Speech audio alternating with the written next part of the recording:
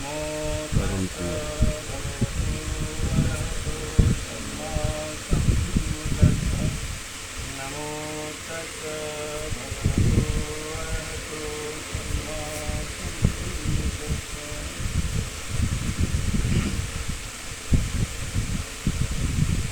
स्वर्गीय भगत कुमार आज ज्येष्ठ पूर्णिमा और ज्येष्ठ पूर्णिमा के दिन एक जम्मू की भी बड़ी महत्वपूर्ण घटना हुई। वो महत्वपूर्ण घटना ये थी कि सम्राट अशोक के अपने पुत्र महामहिम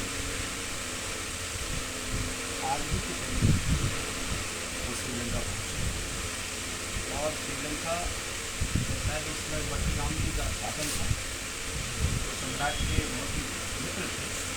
तो उनकी रिक्वेस्ट उन्होंने सम्राट अशोक से प्रार्थना की थी कि बहुत अच्छा होगा कि यहाँ पर लैंड और संमित्रा को भेजा जाए ताकि हमारे यहाँ भी धर्म का विकास फैले और प्रचार होता है।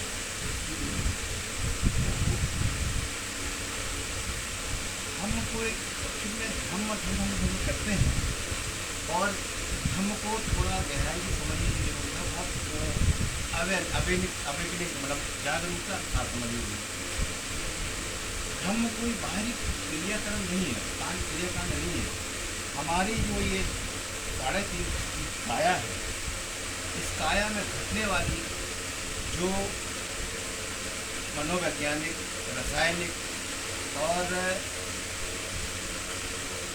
धार्मिक जो क्रियाएँ हो रही हैं हमारे मन और मस्तिष्क में, तो उसको समझने के लिए सबसे पहले हमें ये समझना चाहिए कि हमारा कंस्ट्रक्शन कैसा, हम बने कैसे, हम किस चीज़ से बने।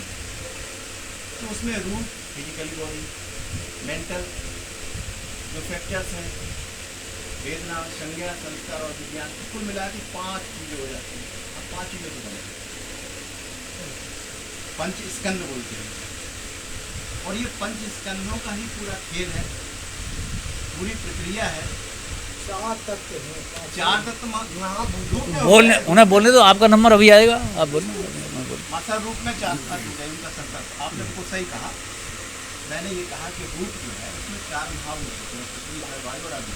ठीक है, आपको क्लियर। अब रूप, वेदना, संज्ञा, संस्कार मिला के होगा ये अष्ट कलापों से हम बने हैं। भगवान बौद्ध उनके धर्म में आप देखिए तो ये इसको स्पष्ट किया है। मेरा कहने का मतलब ये है कि हम जब जानते हैं कि ठीक है ये 4 तत्वों से 4 रूप बना है हमारा, और जो मन है हमारा वो 4 फैक्टर से बना है, वेदना, संज्ञा, संस्कार और विज्ञान। अब बात जो है भगवान के धर्म में कहा है कि संस्कार विहीन होना है हमें, क्योंकि हम बहुत पीछे से चले आ रहे, हमारी श्रृंखला यहाँ से शुरू हुई, हम इसी जन्म में नहीं आ रही है। हमारे ये पिछले जन्मों के जो कौशल कर्म थे उनका प्रक्षेप, उनका प्रत्यक्ष रूप हम सामने बैठे हुए हैं, और इस जन्म में जो करेंगे वो अगले जन्म के लिए होगा। तो भगवान ने कहा कि संस्कार विहीन, मतलब चित्त को संस्कार विहीन करें। अब संस्कार विहीन कैसे करें, तो उसका एक निश्चित मार्ग भगवान ने बता दिया। क्या होता है कि पिंडोपम सूत्र में भगवान ने बहुत स्पष्ट किया है, जो लोग पढ़ेंगे तो बहुत स्पष्ट रूप हो जाएगा कि रूप, वेदना, संज्ञा, संस्कार कैसे काम करती है, क्या है। तो भगवान ने इस पूरे शरीर को एक मतलब फेन की तरह कहा।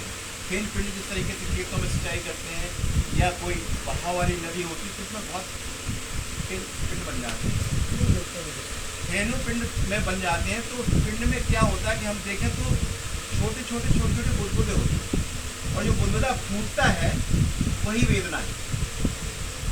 इसको भगवान कहते हैं वेदना।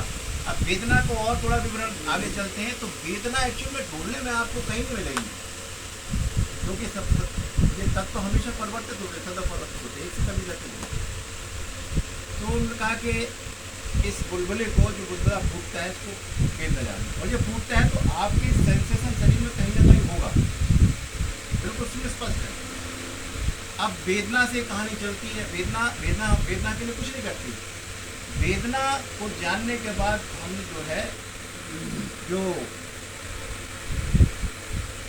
वेदना अपना संज्ञा संज्ञा मतलब जानकारी जो हम लेते हैं, जानकारी के बाद जो संज्ञा के बाद प्रश्न और जो संस्कार बनता है, ये इतने जल्दी प्रक्रिया होती है, लेकिन कि जब हम पूरा फील हो जाता है, संस्कार बना देते हैं, हम प्रक्रिया कर देते हैं, तब हमको मालूम होता है कि ये प्रक्रिया हो गई।